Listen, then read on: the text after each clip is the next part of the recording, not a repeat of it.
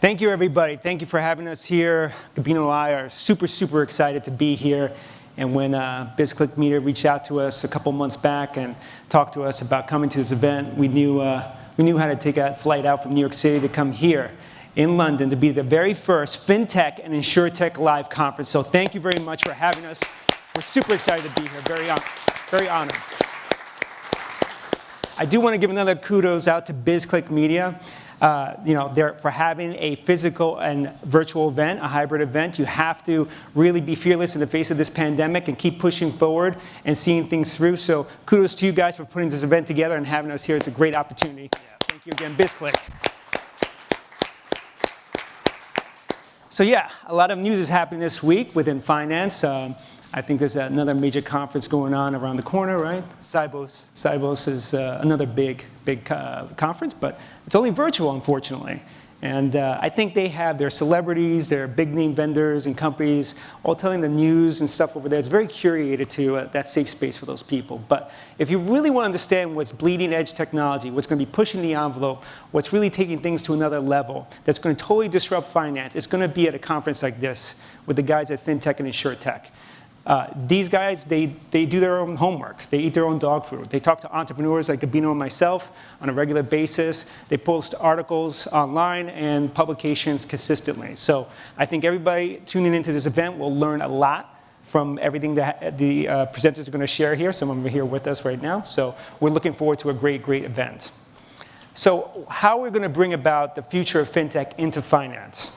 So let's paint the landscape. What does finance look like? Well, there's an oligarchy with many well-known names that you guys are all familiar with. And there are also a number of vendors that are basically pseudo-monopolies or outright monopolies. So how do FinTech, startups, actually innovate and compete in this landscape? Well, you got to have strong character. So I'm going to share you a story from my brothers in my childhood. I want you to imagine 6th grade, and it's Pizza Fridays.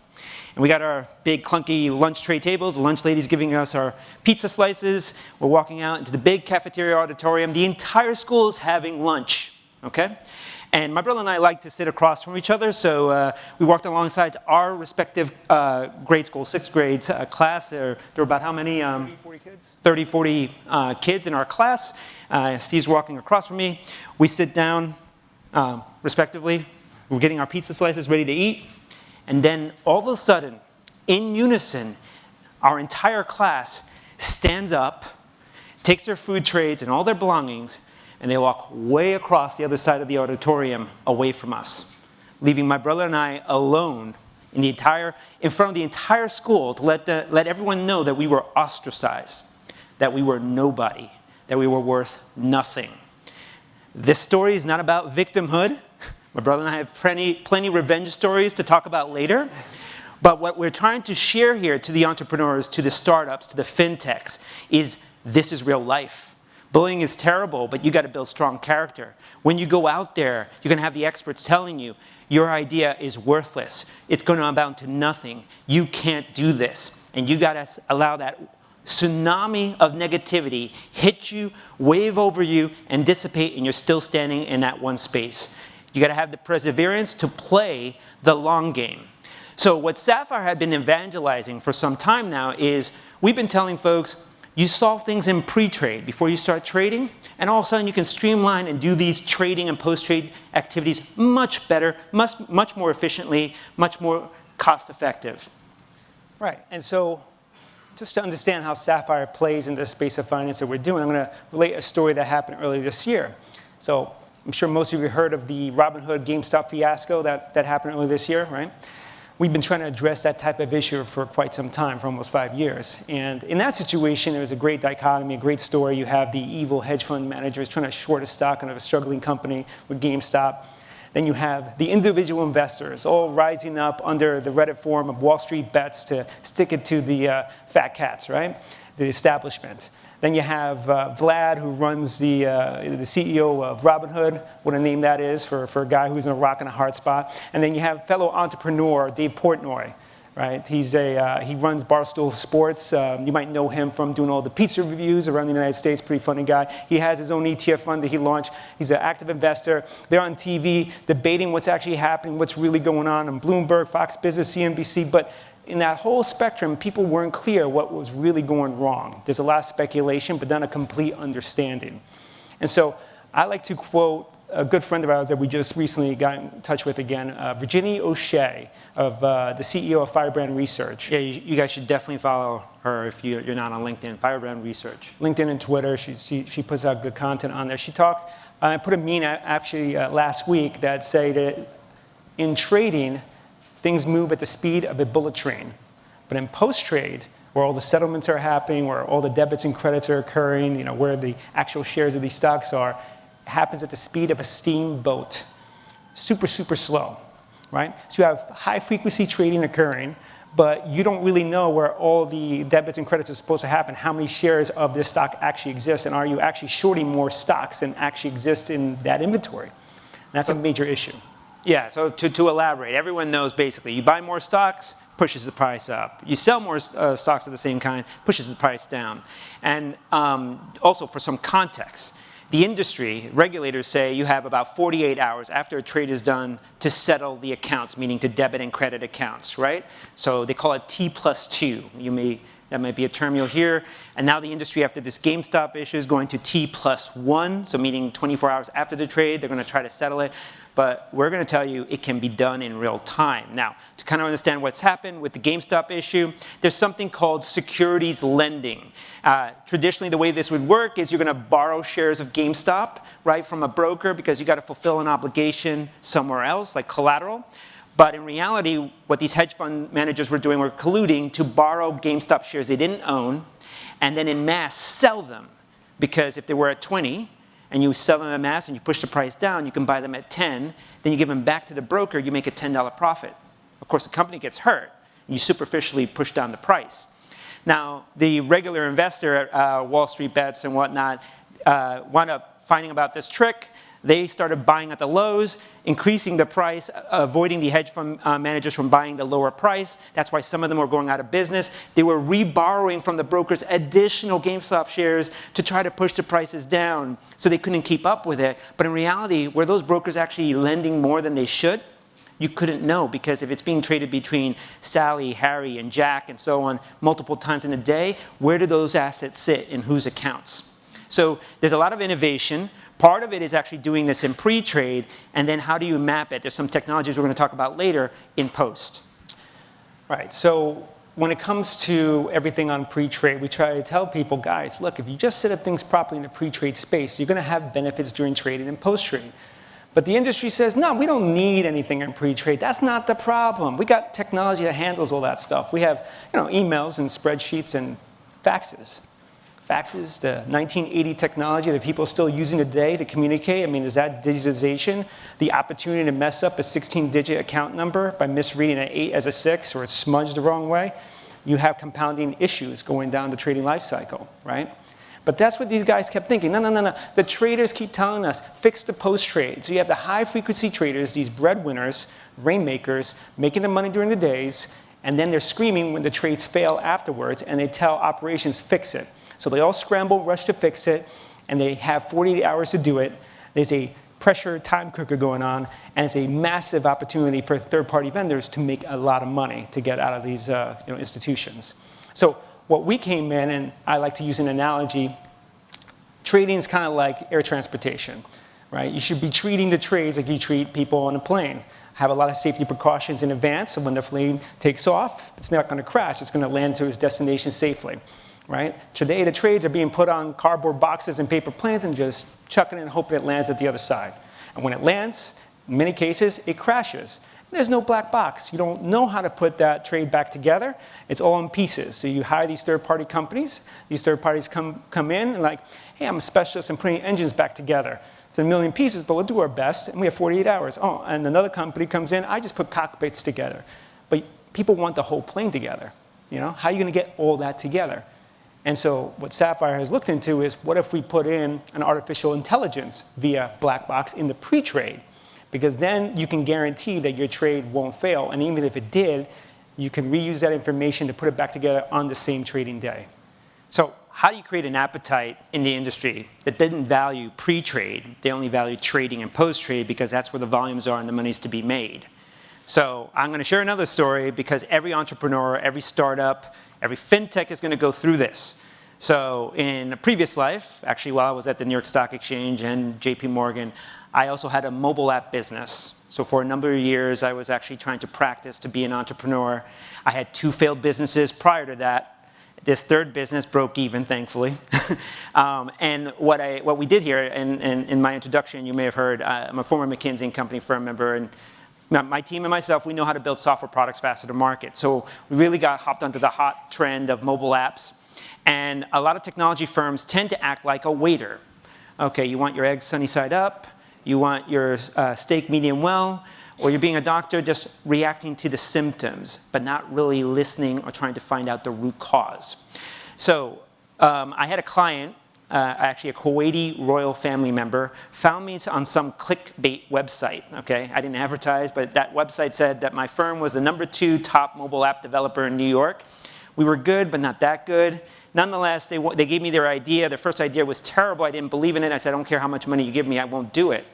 So they got more inspired to want to use me. They came back with their second idea, which was a supermarket delivery app. So I asked them 2 questions right away. Do you have relationships with logistic companies, like a UPS, FedEx, Uber, something, to deliver these goods? No. Okay. Do you have relationships with supermarkets to sell their goods and to do it on their behalf? No. So how do you expect to get a supermarket delivery app off the ground? And by the way, so you know it's going to be in an app store. It's not like you set up a new Mexican restaurant or Chinese restaurant, you're driving by and people are going to stop by. They won't know you exist. They say, well, you're going to design a beautiful user interface and people will just want to use it. So I told them, you need to build a coupon sharing app. And what you do is you target one supermarket. You take their flyers or coupons, you cut them out, scan them into our app, and then you do guerrilla marketing. You stand in front of that supermarket in certain locations, giving QR codes for people to download the app so they have the coupons ready at the cash register to scan, and even some recipes to help them save some money. And then once you get about 50,000 of those customers on, then you visit that supermarket and you tell them, hey, we're doing some advertising, we're bringing value to your customers. We'd love for you to give us an API so we don't have to manually cut out these coupons ourselves. They're going to say, sure, because you're adding value. Then you get that API feed, you lower your costs. Once you get to about 100,000 employees, then you revisit them a second time. And you tell them, hey, we have 100,000 of your clients coming to use this app on a weekly basis. We'd like to do a supermarket delivery app, charge maybe $1 or $2 per delivery. What do you think? And if they tell you no, because they have their own technology budget and they're going to do it themselves, you just tell them, okay, well, we'll just talk to your competitors about these 100,000 clients that we have right now that are using our app and see if they'd like to do it with us. Yeah. What you've done now is you've created a compelling value proposition that you cannot be ignored. It's not just about having a good idea and building good technology and expecting for them to come. It's about having this adoption strategy. And in the case of Sapphire, because there wasn't this appreciation for pre-trade, they saw it as a cost of doing business or lowering the costs of pre-trade. What we did instead is actually focus on new revenue, what they call client onboarding in the institutional B2B space, because when you deal with huge asset managers, if you go to our website, the ones that kind of have trillions of dollars of new business they bring in the door, that gets those banks jumping up and down to say, yes, yes, yes, we want that. Oh, that means there's a new way of doing business in pre-trade to get that new business coming in. So that's one of our adoption strategies that we actually brought to play. And this also leads to other technologies that will help solve post-trade. Right, and you got to think of compounding benefits because you're going to have people bringing objections. What else can you bring to the forefront? What has been a big conundrum in finance? And it's kind of a rhetorical question, but does anybody understand why blockchain has not been adopted in finance, especially in the B2B space? I think, Gabino, you're going to get into that a little bit, right? Yeah, so believe it or not, everyone, you think finance, accounting, everyone's got standards, right? And if you go into these financial technology conferences, like even Sibos and elsewhere, they're going to say standards, standards, standards. And there's always this thing, in 10 years, everyone's going to be on that standard, and 10 years passes, and then there's a new standard, and no one ever gets there.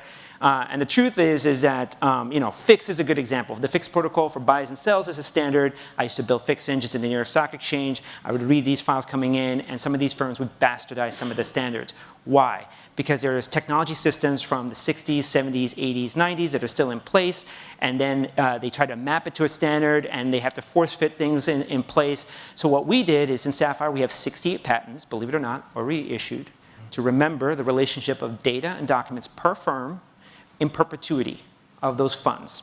So they'll never be forgotten. You have entered data point once, it remembers it in perpetuity. You share the document once, never have to do it again. And what we do is we will actually translate when this information leaves one firm and goes to another. That's where the issues lie. That's where the issues also become prominent when you see it in the post-trade. Yeah, I want to give an example here because people say there are standards and everybody understands them. And an analogy I would give you is, for example, hey, we want luxury cars. We all know what the amenities of a luxury car are, and we know what to expect. But firm A might call a luxury car a Mercedes C-Class, and firm B might call it a BMW 3 Series. They have similar amenities that you want in a luxury car, but there are differences in them, and this is the nomenclature issue that happens and why blockchain hasn't been adopted. So we've been addressing that, and you're going to go further into that, right? Yeah, so the piece here is also you can't do everything, and as fintechs or startups, you want to look at a collaborative work environment. One of the things these firms actually worry about is you buy a technology product and then you're married to them. Okay? What if my counterparty or client isn't on that same platform? And as I mentioned earlier, there are a lot of pseudo-monopolies that trap you in their fiefdoms, right? That's how they maintain their monopolies, is that then your data and documents are held hostage on those platforms. Sapphire is looking to democratize that data. It's your data, your documents. You own them, not us. We're going to make them transportable and interoperable. So I want you to imagine Windows operating system. Right? You can use Google Chrome or Firefox to browse the web. You're not forced to use Internet Explorer, right, to browse the web. So Sapphire takes the same approach, is if we have this black box, this AI in pre-trade that understands the trading relationships, we can map that data to any protocol. So if it's fixed protocols, we'll get you mapped to that. If it's blockchain 1, we'll map you to that. If it's blockchain 2 or 3, you can map to those. This is one of the reasons why firms haven't adopted blockchain, is because they're worried that my customers aren't on there or my counterparties. But now if you have optionality and the cost for getting onboarded and ramping on has been lowered, now that becomes ripe for adaptation and adoption. The other part is blockchain in particular can put out of business some of these pseudo-monopolies that make money over a broken system, and as well as even the roles of what custodians and brokers traditionally do can be actually handled in a more streamlined fashion via blockchain. So those are things that we have to get over the hump, but that's stuff that we got to convince the clients of. Right, and as Gabino said, so these pseudo-monopolies, when we try to tell them, hey, take our pre-trade data, there's some benefits in post-trade, we realize they don't want to work with us because they like it broken. And there's kind of this understood underground drug lord truce between them where they don't get into different asset classes. We'll stay in this space, you'll stay in that space, and we'll kick out any competition. This is disruptive. They don't like it. So we got to keep pushing through.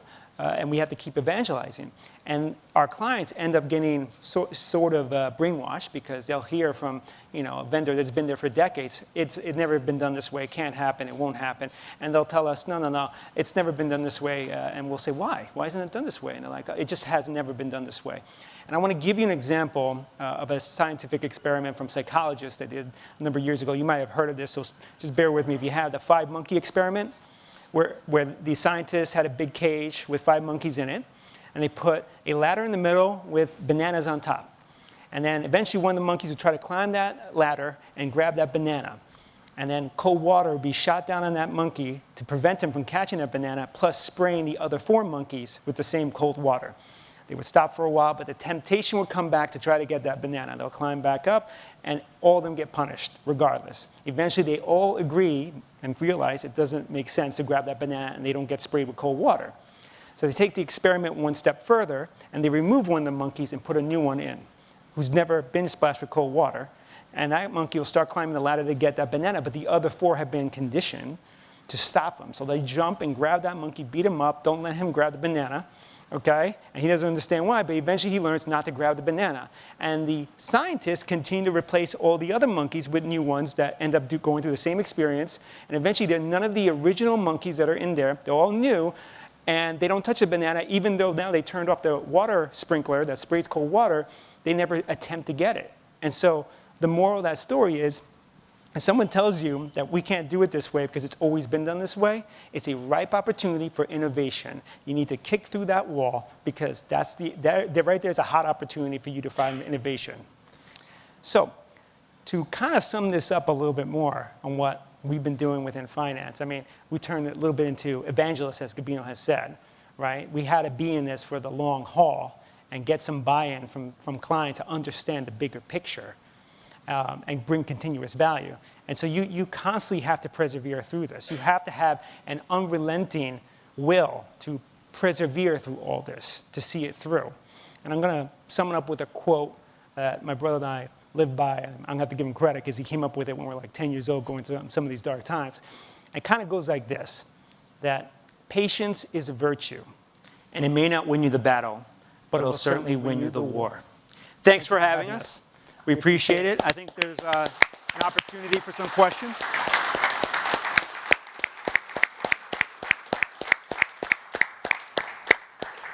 Okay, thank you guys. A great way to start the first day here. Now, if anyone has any questions, if you want to put your hand up and we'll get a microphone out to you. But I do have some questions that have come in via the app as well, because obviously as well as all the people in the room, we have hundreds of people joining us remotely as well. Just thought I'd mention that. Okay, a few questions here. And feel free to whoever's going to answer this. Is FinTech a financial revolution for the future of finance or a mode of social change? FinTech? Yeah. Okay. Well, I mean, I think it's I got to tell you right now, BizClick, FinTech Magazine, and LinkedIn has created such awareness for Sapphire in ways we couldn't do traditionally. So there is a social awareness component that makes us bigger than what we are. Which really has helped us. So there is that component, but it is actually a true technology difference. Finance traditionally throws labor at things. I used to run budgets at JP Morgan for programs, and there was a consortium where a bunch of banks were involved, and they would spend, tens of millions just to throw people at something that, right now in Sapphire, we're doing in the single digits, right? Like 1% of those types of budgets. So it's a combination of both is what I would say. Okay. And someone here clearly knows a little bit about your business. It says here, how are Sapphire's 68 patents utilized by your partners? So, okay, so here's a little trick. Going through the patent process is hard. When I started this, folks just thought that I literally took something off the shelf of my previous work experience, and it was ready for me to just use. And clearly then anyone could have built what Sapphire has done if that was the case. So we made a commitment for one to say that we had something unique, and we made the investment behind it. Now, there's two types of patents that we pursued, just for everyone's edification. There's one called utility patents and another one called design patents. Utility patents are the most valuable. Okay, of those we have two. Okay, this is the secret sauce behind Sapphire and how we teach the black box that Stephen talked about before, that actually remembers the relationship of data and documents, not just between one, but multiple counterparties. The design patents, what we did is you heard us talk about nomenclature issues and mapping, right? But you need to drive human behavior to understand intent. So we've actually designed a user interface that's very optimal to understand when a firm talks about the Mercedes class versus a BMW 3 Series, we understand what they meant, and we actually tag metadata behind the scenes. So that's what the design does to support the utility patents, and those are how they're leveraged. Okay. And you talked there about blockchain. One question that's come in here says, how long do you think it will take for companies to start to trust and implement blockchain? What's the barrier? Well, we talked about the barrier. It's really the nomenclature. And several companies have approached us and talked about using our foundation to layer their blockchain on there. The AI is the barrier in our case on the B2B side, but once we replicate it, it can go on to the B2C side as well. So the intent is there to move forward. The technology is real. It's just now to get firms to actually practice it. So we're close to getting to there. I would say in our case, maybe another year. No, it's going to be 5 years. Longer? I'm a little ambitious. Sorry, guys. Because the firms are hard. Here's what you're faced against, right? Not just the nomenclature issue we talked about and mapping. That just makes it easy. But all the big banks, you heard of Ethereum, I'm sure people follow blockchain. But Bank of America and JP Morgan, it's just two examples, came up with their own. Why? because they want some control in ensuring that they have a life after blockchain starts. I mentioned earlier that if you can understand how blockchain automatically debits and credits accounts, then why do you need a broker? You can actually trade directly with the end counterparties without them. You don't necessarily need them. The custodians in this industry that are doing the debit and credits too are using Swift codes and whatnot, but blockchain can automate all that as well. So this is where it's a dichotomy between the vendors being afraid about being obsolete and also the major players actually relinquishing that control and allowing that to happen. How it's going to change is you go to the guys who are actually bringing the new revenue in and telling them how this is true. And I think what we're doing is providing an on-ramp to all those technologies, as you heard before, were being interoperable so that we can get there faster. Okay, are there any questions from the floor before I take any more from it? Yes, could we get a microphone down here, please? If you could just start by stating your name and where you're from, please. Thank you. Thomas Oliver from Infostat. I just had a question about pre-trade. Obviously, traders don't want to give any information about what they're about to do, and banks typically put in place agreements, master agreements for derivatives trading ahead of with their counterparties. So what kind of steps in pre-trade are you thinking could be done to facilitate trades without giving any information about your choice or decision to actually trade? Yeah, it's a good question. So some of the big names that we have proprietary agreements, right, on how they set that up. Well, for one, the regulators, you need to have those agreements in place no matter what. So that, at a bare minimum, what's required for the regulators, that needs to be exposed to the counterparties. What we're doing is we have explicit permissioning inside of Sapphire in the setups. So what Thomas was asking here, guys, is there's a legal component, right, setting up legal agreements like an ISDA for derivatives trading. There's the operational folks that are setting up accounts at the broker-dealer and custodian for an asset manager or hedge fund. And then there's your risk and compliance people that kind of making sure that we know our customers. And so what Sapphire is actually doing is, and just you, Thomas, so you know my experience, people think pre-trade, they think it's just KYC or anti-money laundering, know your customer. It's all those things together.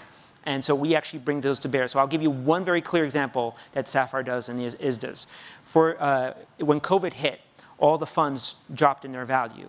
Inside these ISDAs, right, you can have Tom, you can have Steven, these hot portfolio managers at these asset management firms or hedge funds trading. But if the value, the net asset value, the NAV of a fund drops 10%, 20% in a given month or 30-day period, you're not supposed to trade. That's actually a term inside the ISDA agreement. But because there are hundreds of agreements, and people are managing this on spreadsheets, and when an event like COVID hits and you can't trace it, you don't even know that you're not even supposed to be trading. So in Sapphire, what we actually do is we are able to extrapolate those data points out of the ISDA. We actually map it to the relationship of the counterparties. And every day, because we work with the custodians and the middle office and fund accountants, when the net asset values get uploaded, Sapphire actually checks every single ISDA umbrella agreement for every single fund, for every single NAV, monthly NAV, 3-month NAV, 12-month NAV, NAV floor test, and we can tell you in real time on that day whether you should be trading or not. So this is where then those traders for the trading opportunity, whether they can actually go ahead and execute and they're going to be compliant, they'll know it in real time, as opposed to what happens now is that they already did the trade, they've been non-compliant, they have to unwind it. There's a whole bunch of issues in that case. Hopefully that answers your question. Sounded comprehensive to me. Any more from the floor? Yes, at the front, please, Tilly. Hopefully a non-complicated question for me. Hi, Elizabeth Evans. I'm here for myself, actually. What would you say of your customers? What do you think that the biggest challenges are for your customers in implementing Sapphire successfully? It's just perception, really, because on the pre-trade, we're replacing those email, faxes, and spreadsheets, and people are used to doing it this way, and they think it's efficient, and it's just really changing that process and getting off your email and submit it on an online portal. We even done the interoperability of being on chat systems like Symphony. There was a partnership we announced for that to help lower the bar to entry so you don't have multiple applications. You have dual factor authentication, so if you're allowed to chat on Symphony, you'll have access to Sapphire, and we put it inside the screens of Symphony, make it a very seamless experience. So customers, as they learn the options for it, it becomes quite easy for them.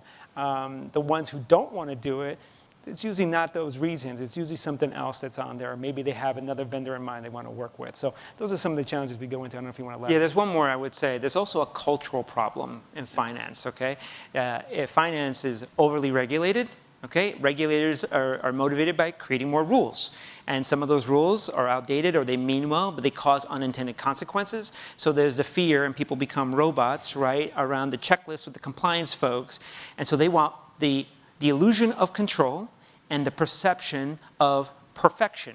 I'll give you one very good example from a previous life where in the KYC process, knowing your customer, they had to create these records to know each of their customers, right? Coca-Cola, Walmart, making this up, right? Those are just two examples. And instead, what they did is they did I'm sure you guys, if you work in the industry, you'll hear this term called maker-checker, right? You got to have a maker who creates the record and someone who checks that record. And so to create a record, you want to be able to observe it. What I saw at this firm was you have someone who creates Coca-Cola's record, looks up their address, who's the CTO, the CFO, the CEO, all that. They type all that up. Now someone has to check that person's work. So we pass it. I was a maker. I'll pass it off to Steven. He's got only about 3 more months experience, but he's going to check my work. How does he do his check? He does the same Google search for Coca-Cola, sees everything. If I type the name wrong, he doesn't even change it. He sends it back to me, so I change it. Then I have to submit it back to him. And his motivation is to say, he finds anything wrong, that's how he proves his value. Okay, he doesn't even change that record. After we've done that, it gets passed to another maker-checker pair for the next section of Coca-Cola. What you've done in that example is created human robots to create data entry. But KYC is know your customer. That's what KYC stands for. What you want, and what I was able to prove is within 20 minutes, you can create a record between a maker-checker pair, and then you can connect the dots. And when you see the treasurer is somebody who's a Brazilian politician who's compromised with a drug lord and whatnot, and you shouldn't be taking money from this firm, even though he might have links to Coca-Cola, that's the context you want from a KYC. But what the regulators and the perception of control, or the illusion of control, and the perception of perfection causes firms to say, hey, we want a perfect record, and it's better to have the context than that. So those are just some of the other examples. Okay, we've got time for one more question. Are there any from the floor? I feel like an auctioneer today. Right, none from the floor. Okay, so one final one, if you can be slightly brief on this one. Your thoughts on the collaboration between big banks and FinTech startups? Here, go ahead. Yeah. So this has been quite an experience. We have great partners in the industry. But the banks, you need to work with the banks, but they also want control. That's just the truth. And you have to have conviction in this. So if we wanted the easy way out, we could have sold this company a long time ago. We've been offered that. We also could have surrendered control of the company to the banks. But the truth is, the banks by themselves can't, because the folks that are in it can't see outside of those firms. And if you heard about the nomenclature issues and whatnot, I have to say my eyes got wide open when I stepped outside of the banks. I started seeing things across. So you definitely need their cooperation and partnership. It cannot be done without them. But I think you need to hold true to your vision and carry through the vision. Otherwise, it won't get fulfilled.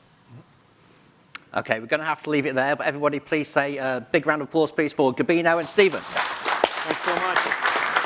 Thanks, guys. Thank you. Thank you.